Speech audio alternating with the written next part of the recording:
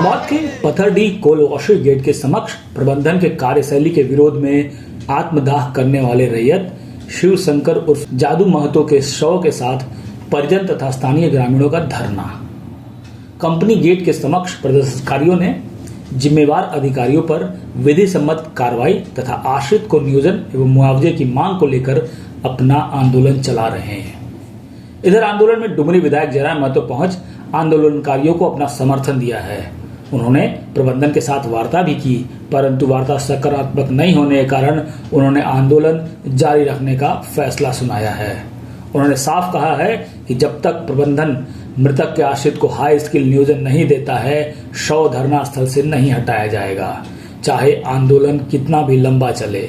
जब तक मृतक का एक भी बाल बचा है, हम मृतक के न्याय के लिए आंदोलन जारी रखेंगे।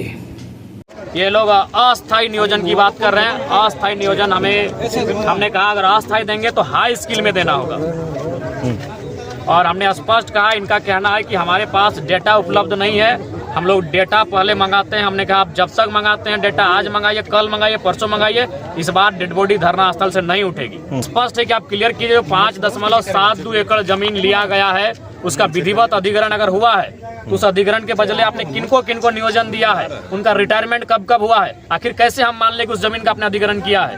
तो हमें संतुष्ट करिए कि उस जमीन का अधिग्रहण हुआ है, और नहीं तो उस जमीन के बदले आज के डेट में, आज की तारीख में जो नियोजन तय होता है उस नियोजन को दीजिए। तो नियोजन के लिए वो तैयार है, लेकिन अस्थायी कह रहे हैं, उस पर भी हमने कहा कि हाई स्किल, अस्थायी में हाई स्किल चाहिए। और मुआवजा, देखिए मुआवजा उनका कहना है कि हमारे कंपनी के कॉन्ट्रैक्टर थे और एज ए एम्प्लॉय होते हैं तो हम उनको मुआवजा देते हैं, अगर वहाँ काम करते, चूंकि वो रैयत है और वो काम नहीं कर रहे थे, इसलिए मुआवजा के लिए वो आनंद फानन कर रही है। लेकिन जो नियोजन की बात है उस पर वो अस्थायी बात पे आई है, लेकिन हमने कहा हाई स्किल होना चाहिए। तो आंदोलन जारी रहेगा। शरीर का अगर उनका बाल भी बचेगा, उनका खाल भी बचेगा तो आंदोलन जारी रहेगा। इस बार हम लोग चीता देने नहीं जा रहे हैं।